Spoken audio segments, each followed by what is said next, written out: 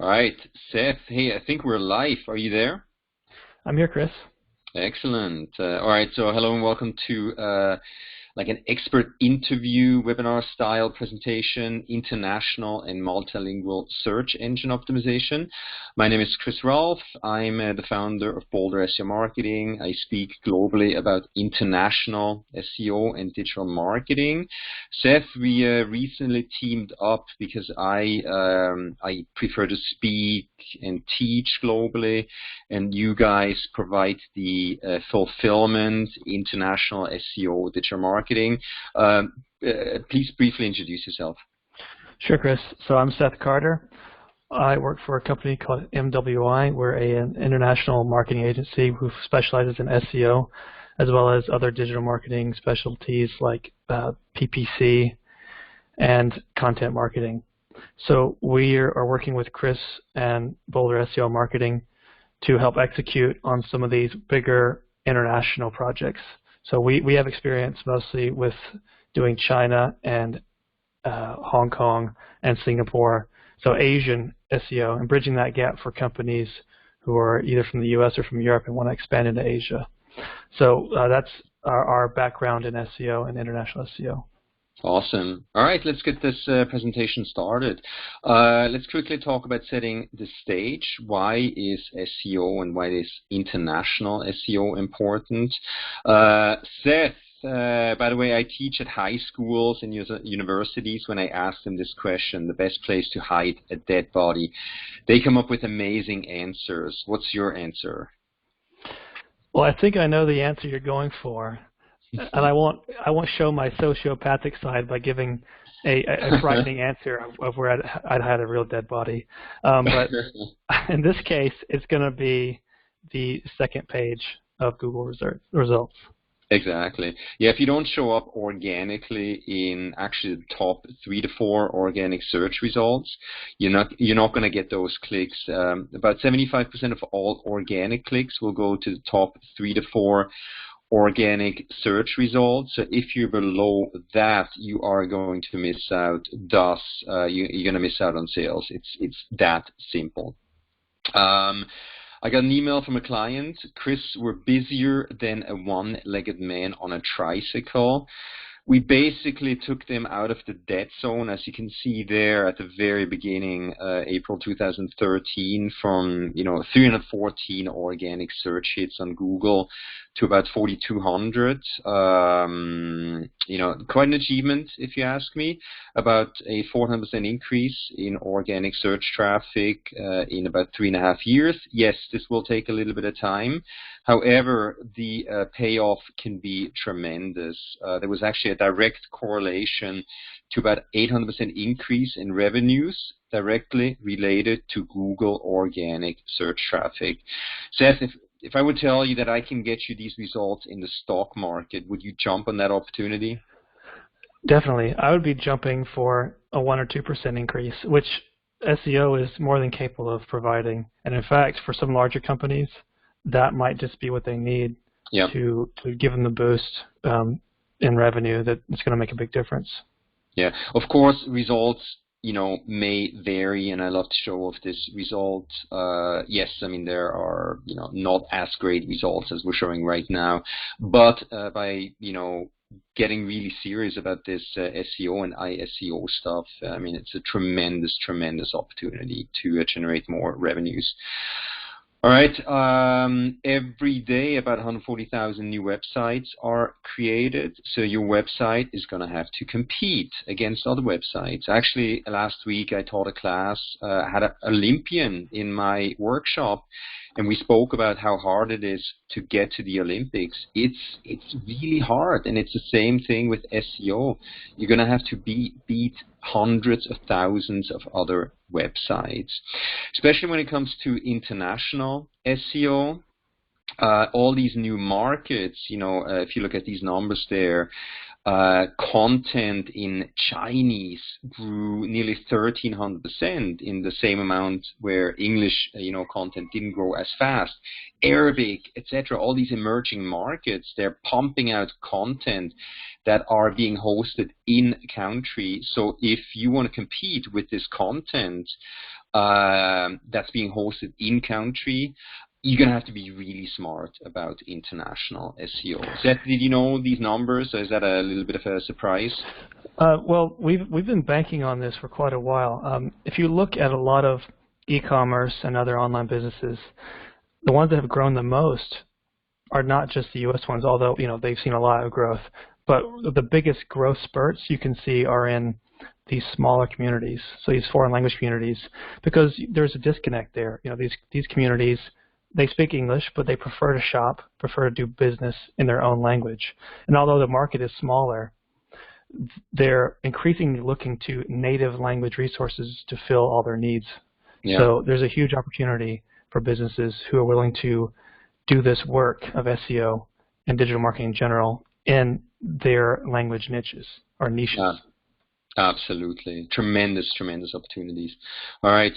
And also, for me, like SEO training is a killer keyword. I'd love to be number one. However, I'm going to compete against nearly 3 million other,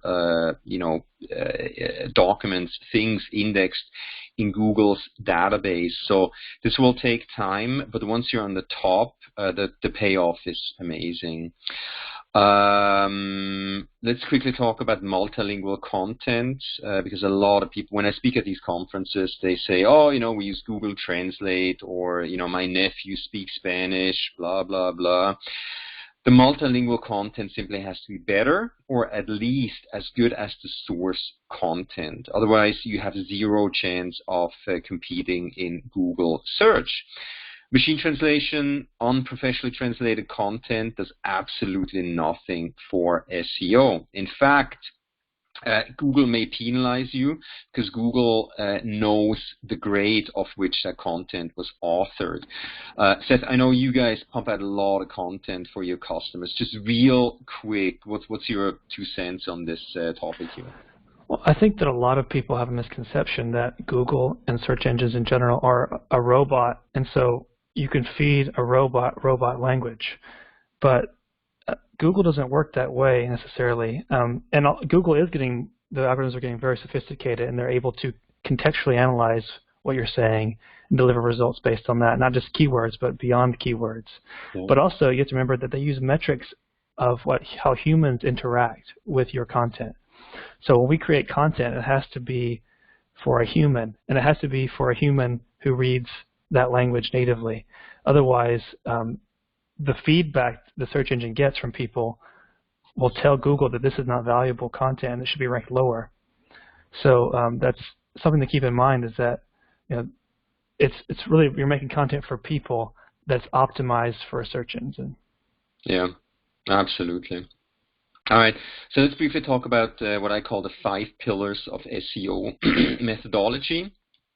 When you type a search query into Google, the algorithm will process this search query. There's about 250 main ranking signals, potentially thousands of sub-ranking signals in that software script known as the algorithm.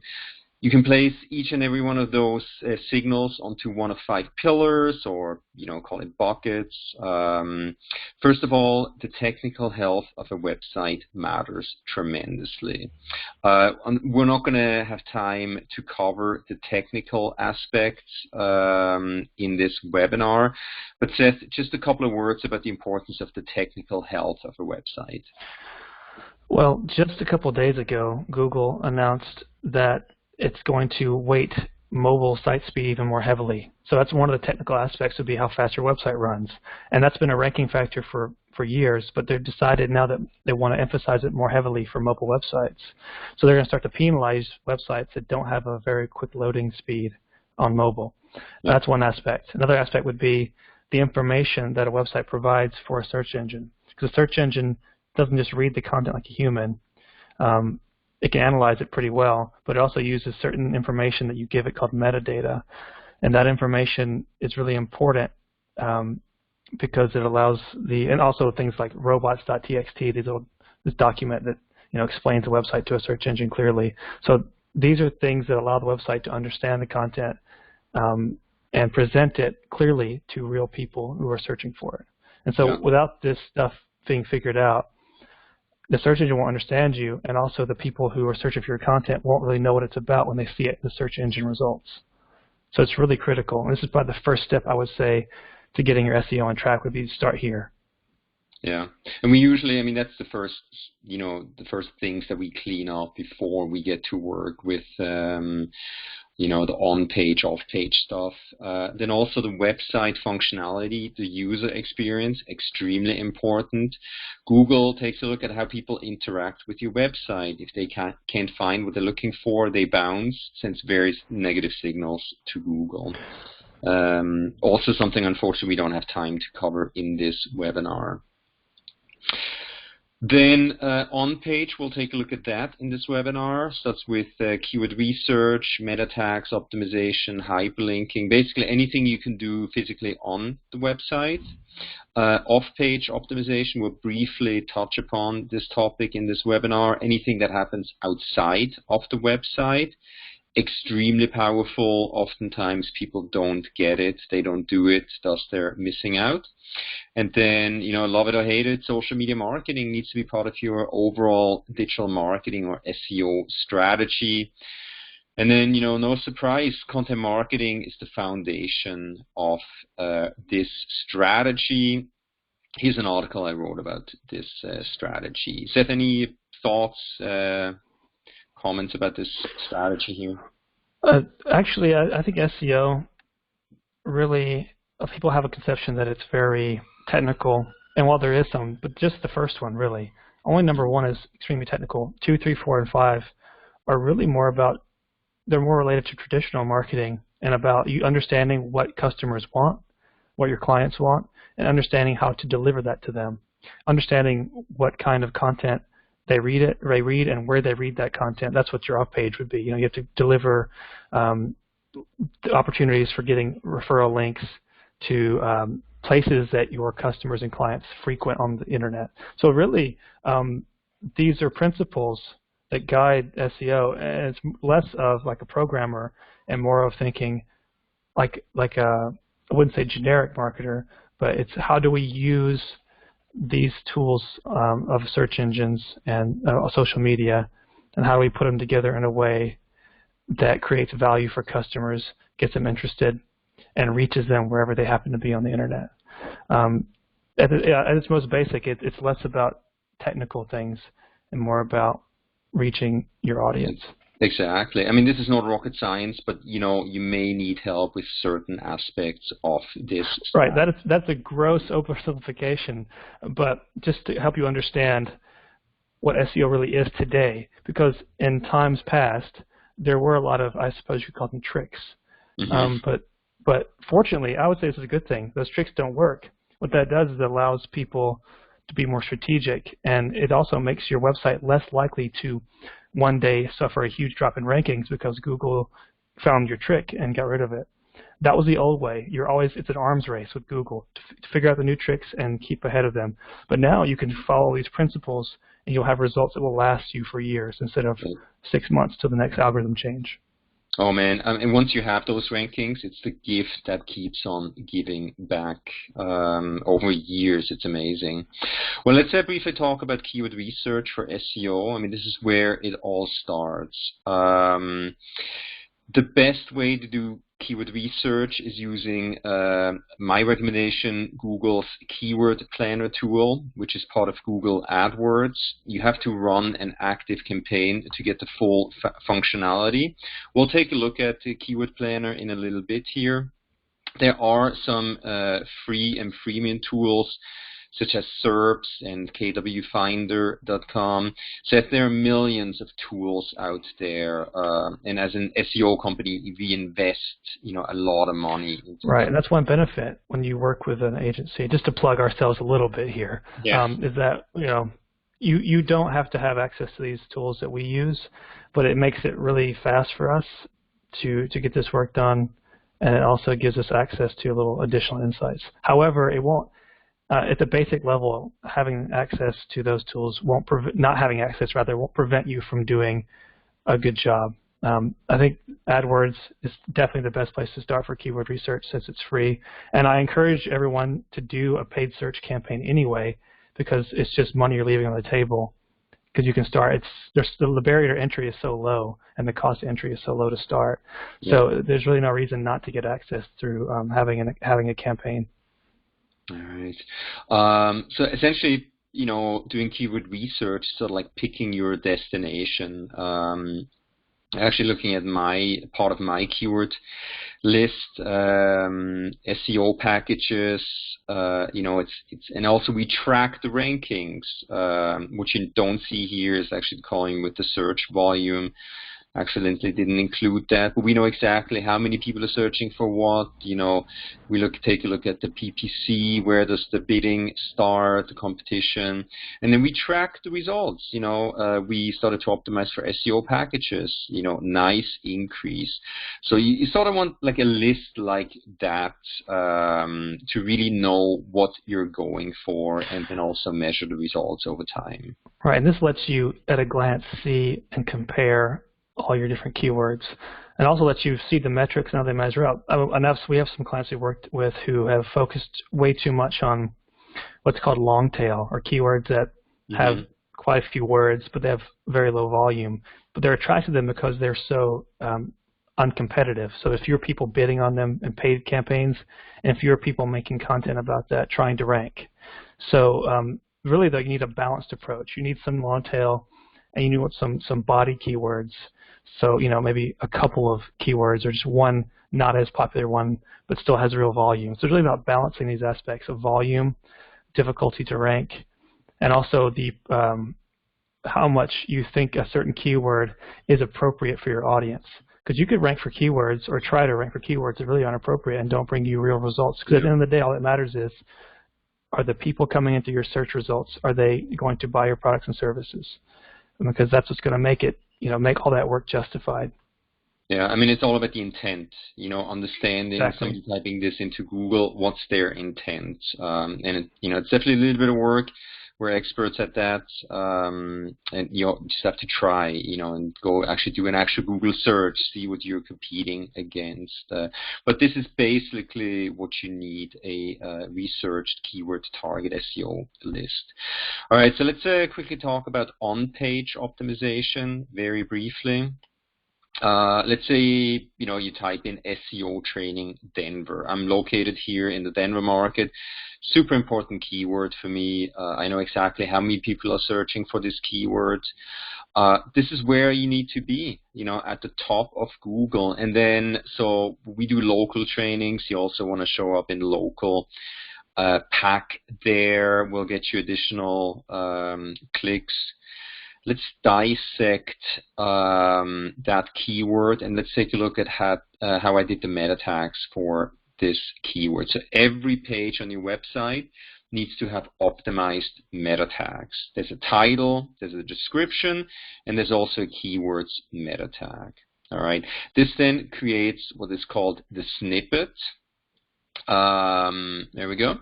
The title tag should be about 60 characters in length. It should include the main target SEO keyword, as you can see there, SEO training. Then the description tag should be around 160 characters. Google will now show description tags, I think, of up to 320 characters.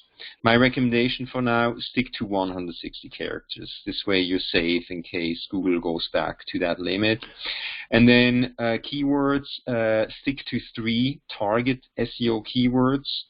Otherwise, you may be perceived as a keyword stuffer. Seth, any comments about the snippets?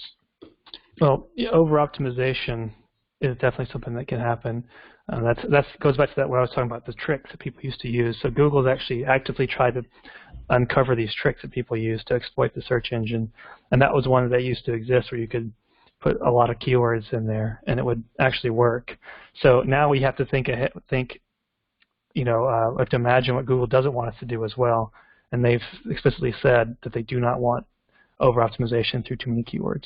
Another thing to remember, though, is that these keywords in these sections are mostly for your readers to feel like they have found what they're looking for. Yep. The meta description, for example, keywords do not, in that meta description box, for example, they don't actually apply to the rankings. They don't contribute to the rankings. So they're mostly important for letting your users know, hey, you found the right place. It's also a chance for you to sell yourself a little bit or sell that website.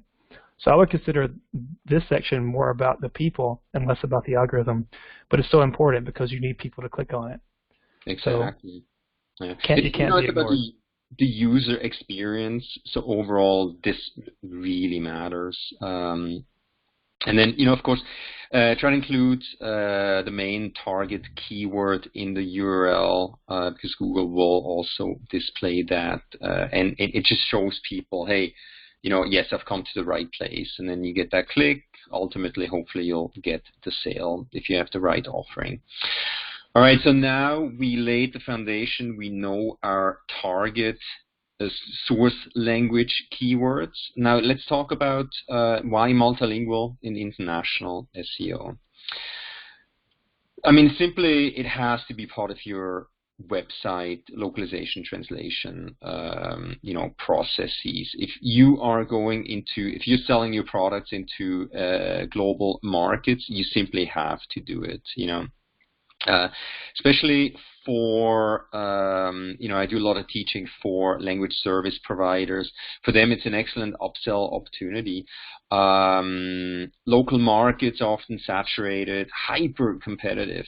Even smaller businesses can compete on a global scale. We now recently opened an office in London, and we're offering trainings there. And that page that I created is already ranking fairly well in the London market. So even a smaller company, you can compete on a global scale.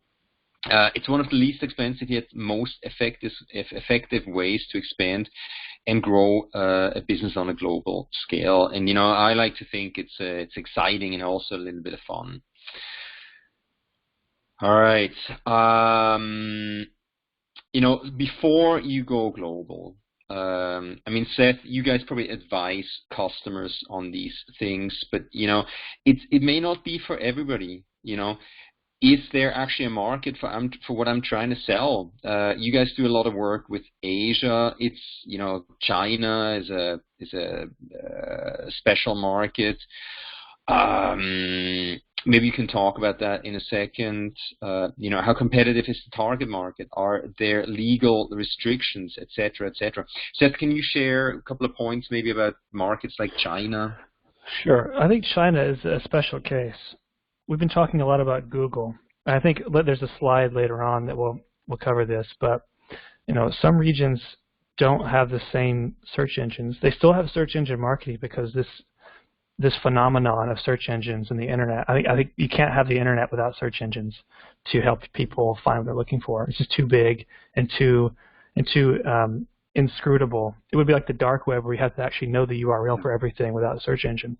So different regions often, or I would say sometimes, have their own search engine, their own solution to this problem of finding content online. So China has one called Baidu. That's their primary one. Russia has Yandex. Korea has Naver. In China, the reason why they have their own is mostly because of what's called the Great Firewall. They don't allow, well, it's basically a form of censorship, to put it at the most simple way. And so the companies there have created their own solutions to these internet problems that everywhere experiences. So Baidu's a search engine. They have their own social media. They have their own version of Amazon or e-commerce stores. And so to do SEO there, you have to understand the different platform. And that's an added challenge. And it can be learned, but it can prevent a barrier to entry. Whereas a European country or South America or Africa even, they use Google products. So it's a lot easier to jump in. So keep that in mind as well when you want to move into a new country. Do they even use the same technologies? And will your audiences be able to access your content through your existing web strategies? And unfortunately, this getting this wrong could cost a lot of money. So definitely research has to be done, or team up with somebody like us who has that in-depth knowledge. All right, let's dig a little bit deeper here. So oftentimes when I talk about multilingual and international SEO, people get scared. Oh, many languages, this and that. Seth, I don't know if you saw this slide before, but what do these countries, territories, and places have in common? And I sometimes get interesting answers. Actually, I didn't know Belize. It's a place I want to visit soon. I didn't know English was the primary language of all these countries. Take a look at that. Take a look at that. So these countries, this is where people primarily speak English, but there are different flavors of English. So why not start your international and multilingual SEO venture with, international English? Seth, do you play golf? Not very well. So hey, we should play. We'll be maybe at the same level. I had fun doing it, but not a great player. So let me just show you an example here. The keyword golf balls. All right. So the search volume, that was back, maybe I took the screenshot a year ago, about 33,000 per month in the US. Okay. Then I looked at, and by the way, that's Google's keyword planner, where you can do keyword analysis, find out the search volume. So I looked at all locations, golf balls. All right, so 60,000. That's basically double the search volume than just the US. You would think, that may be a great keyword to optimize for in English-speaking markets. So I looked at golf balls, did a Google search in the US. Obviously Dick's Sporting Goods did a good job. Just bought a soccer cleats there for myself. Rock Bottom Golf, Amazon as well. By the way, on top, those are the AdWords listings. That's how Google makes most of their revenues. All right, so that's the search result in the US. Then I used a pretty cool website called iSearch. I did an incognito search on Chrome. I went to this website. You guys should check that out to check your rankings on a global scale. You can check any country down to the city level, etc. So I did a search for golf balls in USA, Canada, Australia, New Zealand, UK, all golf places. None of these countries, the top 3 search results, were the same websites. A little bit shocked, Seth? A little bit. Usually you have some overlap between at least Canada and the US. Yeah. And often the UK as well. There was zero overlap. So to me, that's telling me that these, big sports stores are not doing a good job. Either they don't want to sell into these markets or they don't know how to do it. So this is probably a good example, the power of international SEO, just understanding how to do this stuff to tap into these low-hanging fruit markets, English speaking. You don't have to deal with other languages. So amazing, amazing opportunities lie right here on the table. All right, so let's quickly talk about the 5 pillars of ISEO methodology. Surprisingly, not very much different than the 5 pillars of SEO methodology. All right, the same thing applies. Right, I wrote an article about this methodology, but let's walk through it. Let's take a look at some of the main differences. All right, you need resources. Those also apply to general SEO projects. An SEO manager who develops strategy, manages team, drives the process, analyzes data. This is a main component, an in-country, if you do this yourself, an in-country ISEO resource, native speaker who can help with keyword research, the transcreation process, content development, meta tags, all that good stuff. A reviewer, technical support, etc. You need content creators, you need social media experts, ideally a webmaster, web designer. But this is where most people fail. You know, if you don't get this right, if you don't have a resource that gets multilingual SEO, you will fail. Please do not, involve the CEO's nephew who happens to speak a little bit Spanish. You will fail miserably. And the key word here is native speaking. I've experienced this many times where, especially in Chinese is a particular challenge because it takes 5 times the amount of contact hours to learn Chinese as it does to learn Spanish if you're a native English speaker. Mm-hmm. So it takes 5 times as long, basically. So there's a huge barrier even to learning the language. And so you can get around that by having someone who's a native speaker, and they're going to understand the language in a way that goes beyond just language. It extends to the culture. And that's another aspect of this. And I'll have a slide later that we'll get into how different cultures use different words. Even if it's the same language, people use different words and have different ways of describing things they want to buy or services they want to purchase. And so the example that I use is, imagine you go to a Chinese restaurant and sometimes you see a menu and it's written by someone who is not a native English speaker. Imagine if that level of writing on a Chinese menu were in English on your website. It's okay for a Chinese restaurant because they just need to communicate to you what the menu has. But if you're trying to sell a professional service, that could reflect poorly on you. So keep that in mind. You don't want your website to look like a Chinese menu, basically. Exactly. And also, some colors are offensive in certain markets. So exactly. And that goes beyond language. That goes to just the user experience and how there are slight differences in every country. Of course, start with the words, though. Yeah.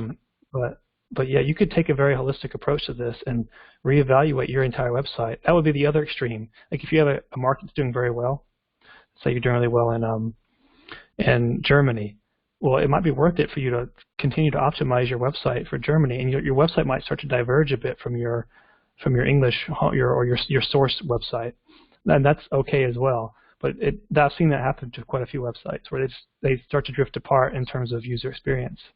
But that's what you need to do to get the most out of your localized projects. Exactly, and if you don't do it, you will not be as successful as you could be. Well, Seth really briefly spoke about that. There's more than Google, and we all know Google is dominating this game on a global scale.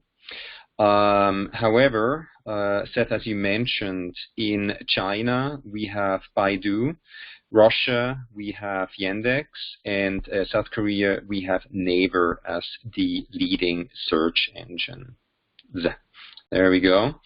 So as you do in your English-speaking market, you need to have access to Google Search Console because it's one of the only ways that Google actually communicates with us website owners. So you need to be able to take advantage of those respective webmaster tools or search consoles in those markets. And I believe Baidu at this point is still only available in Chinese. It is.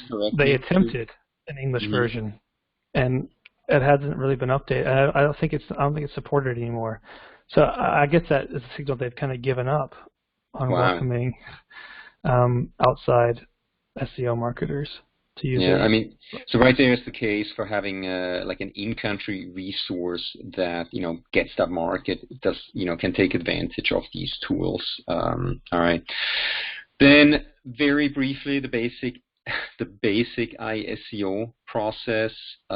These are basically the steps that we recommend, or when when we go in and train a localization translation company, these are all the things that need to be done in order to be successful on a very basic level. I'm not going to go through each and every one of these steps. We'll make those slides available. They're going to be on the landing page where you can view the recording. But Seth, it is a fairly extensive process, right? Right, and it's made more complicated. I mean, all SEO projects have some of these steps, but this is made more complicated. Not doable per se, but it is more complicated than a regular SEO process because you have to include someone in a foreign language, and there's a back and forth between and approving that, and sometimes even training a linguist. That is a step sometimes. Let's say you're working for a very niche language that has a real demographic that has potential for you, but there may not be an SEO expert that you can call on. So you use like a local translator, and you have to do a little bit of training. So that's another step that we've got that here, provide instructions. So you don't underestimate the time. Like I said, it's still doable, but it's easier with some help. I'll say that at least. And both you and I, we managed these projects. It's very involved, to say the least. All right. So key to success, it is the in-country language resource. Ideally, someone in-country who lives in that country, knows the culture, etc., etc. Professionally trained linguists, we have trainings available. Then they need to be open, or at least, be able to learn SEO and international SEO, at least at a very basic level. Interested and capable of working with tools such as Keyword Planner, Google Trends, paid tools, if they're willing, or the company's willing to invest into paid tools. But this is absolutely key to success here. Right, and the training isn't too onerous. It is, like we said, a basic level. The problem is more finding someone who's willing to spend that extra time. A lot of translation experts have like a very established way they do work, and they work very efficiently, and they're interested in taking on clients who just want to give them a good level of churn for projects. So this requires someone who's open to doing something a little different than they normally would with their normal work. Yeah. So, but like I said, though, it's not terribly difficult to train them. The difficulty is finding people who are interested in working to do this kind of work. Exactly. All right. So let's talk about keyword research for ISEO. These are some of the tools and resources that you need to have access to. All right. And then let's quickly walk through this process. So let's say, when I came to the US, oh my gosh, like 20-something years ago, I was looking for a cell phone. I needed a cell phone. I moved to the Boulder area back in 1996. So in Switzerland, the term that we used for cell phones back then was Notel. So I don't know if you knew that, but that's the term that we knew. So I went to stores. Like, I asked people, hey, where can I buy a Notel? They just looked at me like I was from Mars. So let's take a look at two German-speaking markets. Germany. All right. So the keywords that would describe cell phone, basically a smartphone, would be handy. I'm not sure if you knew that as well. It's a handy. 110,000 people search for handy in Germany on a monthly basis. They actually also search for cell phones, and very few people search for Notel, 880.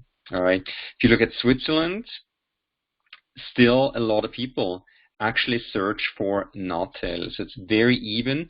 So if you were to optimize for the German and Swiss markets, Germany, I would not bother to optimize for Notel. However, in Switzerland, I may add this keyword Notel still to my target SEO keyword list. However, before you lock in your target SEO keywords, why not do a Google Trends search just to see, is it a keyword that's trending up or down? This will take a lot of time, resources to get those rankings. So maybe don't go for those keywords that are trending down. Thoughts on this, Seth?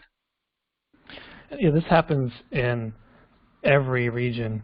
We have worked on a project recently even where it's in Hong Kong, which uses written Chinese characters, same characters they use in Taiwan, traditional characters, but they have their own words for things. We have a storage company we worked with, and they don't use self-storage like we would in the U.S. They use a word called mini storage. It translates to mini storage. So, but in Taiwan and mainland China, they wouldn't use those same terms for that, even though they might use a similar or not the same written language.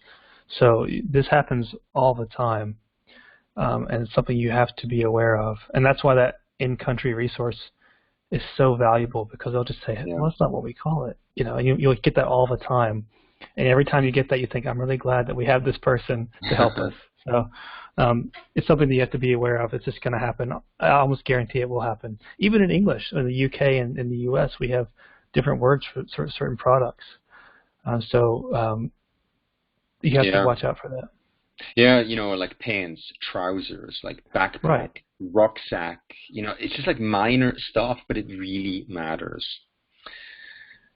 All right, so right there. All right, so let's take a look at one of probably our keywords, SEO company in the US.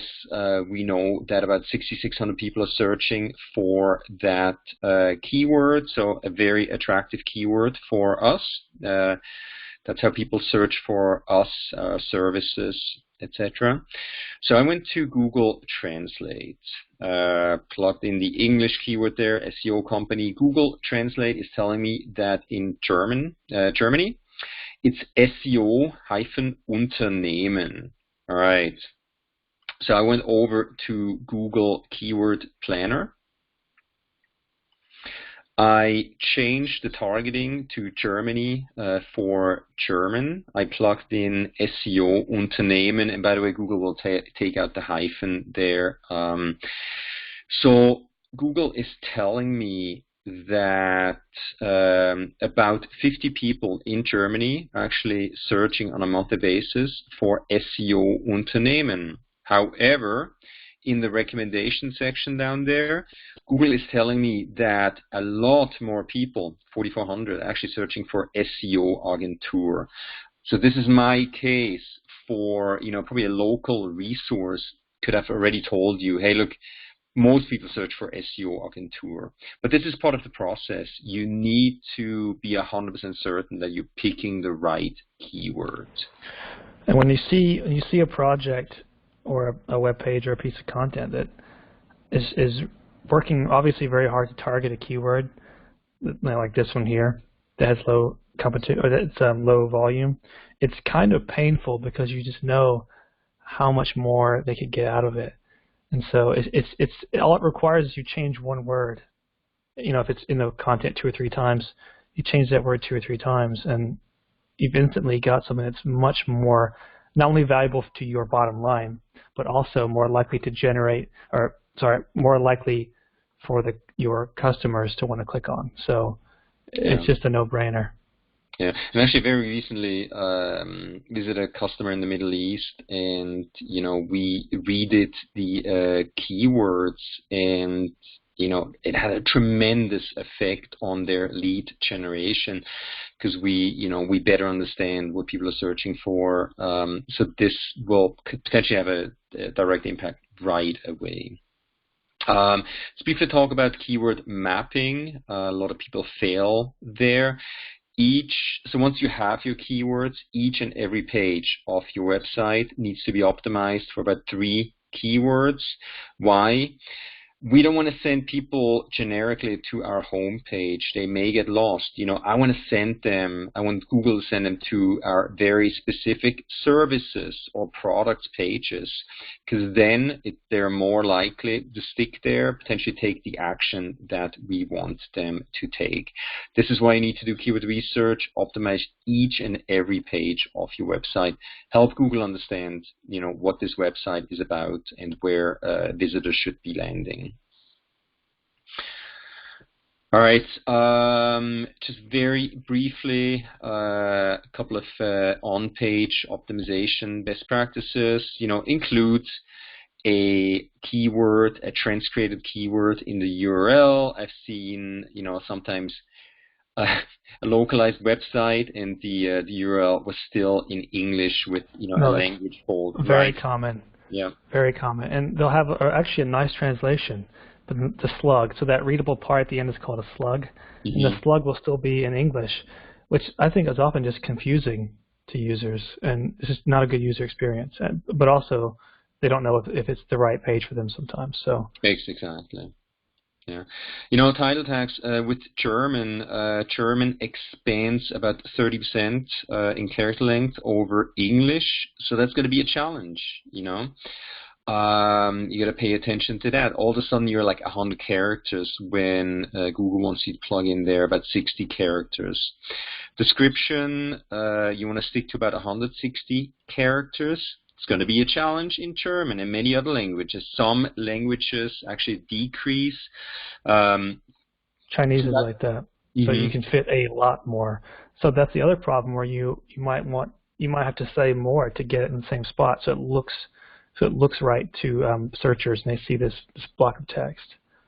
Exactly. Yeah, and you can't keyword stuff, so that's really creative writing, and this is extremely important.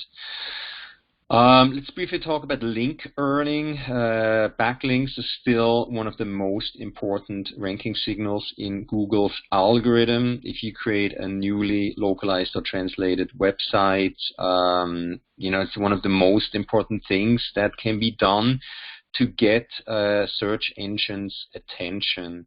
So definitely I recommend, multilingual press release strategies.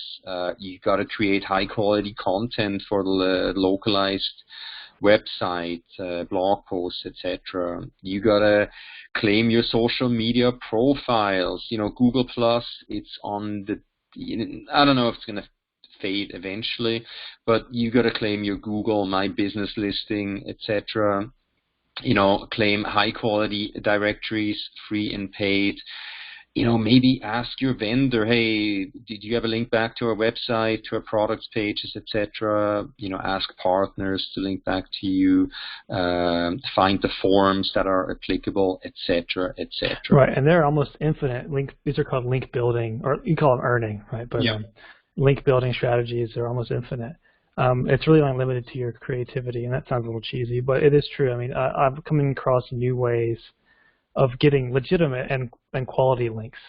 So not the links that Matt Cutts will go on Twitter and fight you about. So we don't want those. But there's so many opportunities out there, and often, we're coming up with variations of things we've done. They're a little new all the time.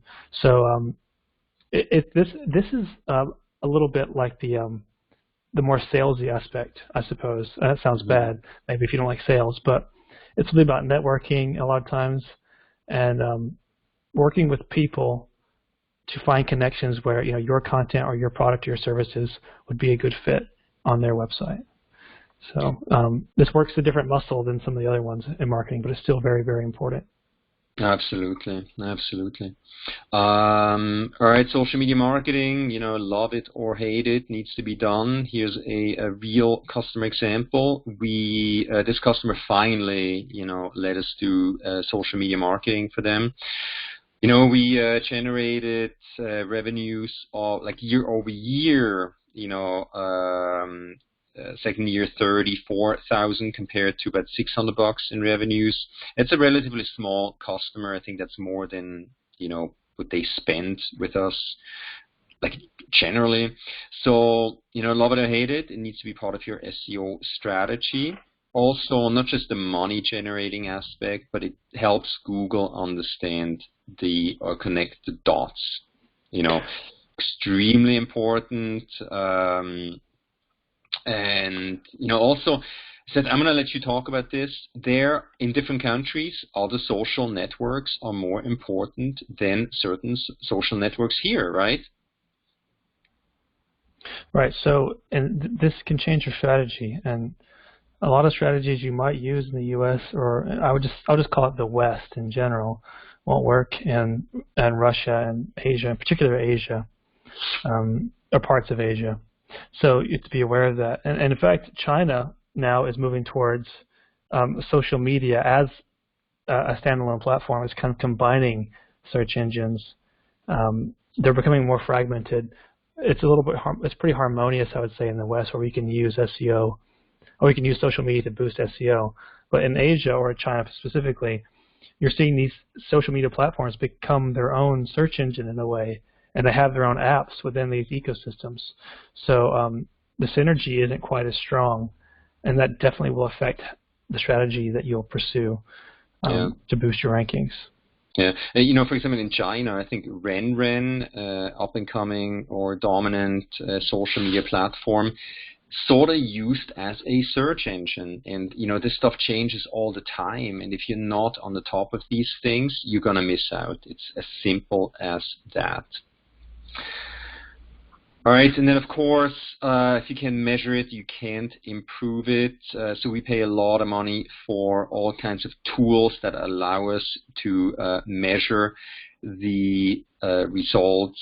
Make sure we're actually on the right path. Peter Drucker, an Austrian-born American business consultant, had a great quote here. How to track? At the very basic level, I recommend use Google Docs, where you plug in month over month, download the keywords, rankings, see is it actually working, what you're doing. It's nice to see that you jumped from the dead zone, page number 2 there, position 12 to number 5 for SEO classes. It's a moneymaker. Then simply download information from Google Analytics and Search Console into a Google Docs. You can share that with your team in real time.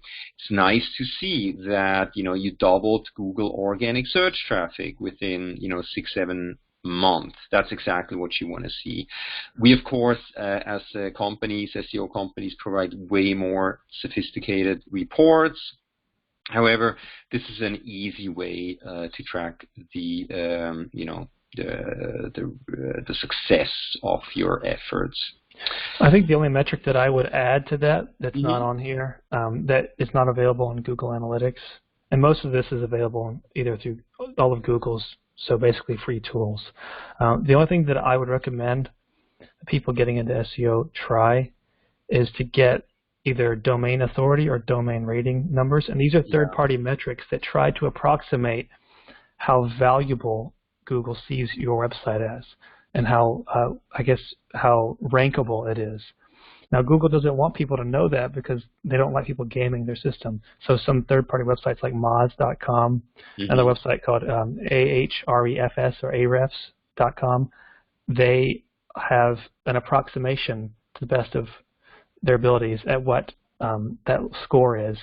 And so that's an important metric to look at as well, because it lets you know, basically, does Google like my website a lot? And is my website seen as valuable? And that can help you a lot when you're strategizing your link building and what kind of content we want to build and who do we want to reach out to with our content. Absolutely, absolutely. I mean, there's so much more that we can, could talk about here. So I teamed up with this company called Rank Watch. So I do a lot of in-person teaching. Seth, we're offering classes in London as well. Most of my classes right now in the Denver area. This company is giving our students a month-long free trial, no credit card required. You can actually track, I believe, up to 500 keywords for a month. It has an SEO audit section. It has a ton of functionality. I really like this tool. So I encourage you to take advantage of this month-long trial. It's actually really affordable compared to many other tools out there. With that said, Seth, this was just the tip of the iceberg, right? I'm trying to hold myself back. So if you haven't noticed, I'm trying to not overload everyone. Yeah. But we can definitely talk a lot more if you're able. If you're in London, our course or it's a master class, Yep. and that would probably be the next place to learn more. Yeah. I would say. It's not rocket science, we know how to do this stuff. We're happy to pass on the information. We're also happy to talk to you if you need help with international SEO, digital marketing. Seth, one last word, one last tip for our audience today here. I would just say don't be afraid to try. Of course, we'd love to help you, but don't be afraid to try. Often I feel like people don't do SEO because they think, oh, it's just too much trouble. And I mean, they don't hire anyone, they don't try it themselves. But I would just say, don't be afraid to write that blog post to try to get some more, to target new keywords. Don't be afraid to just give it a try, and don't be afraid that you're going to mess something up. I think today it would be hard to mess things up. Usually, what you do wrong is that you aren't doing things that you should be, as opposed to doing the wrong thing. And anything that you quote unquote do wrong can be fixed easily. And I honestly, the thing that I would say, the biggest problem is going to be over-optimizing. That's not a problem that new people usually have because they don't know how to over-optimize. That's something that usually agencies that are unscrupulous do. And they are hired and they want quick results, and that's usually where that comes from, not from companies doing it themselves. So don't be afraid to give it a shot. Yeah, it takes a little bit of time. The payoff can and potentially will be tremendous. Seth, with that said, I really enjoyed hosting this webinar with you today. I'll see you hopefully in Amsterdam and London next couple of months, and we're open for business. Hopefully you'll meet us in person. Until then, so long, and until next time. All right, I'm going to stop the recording.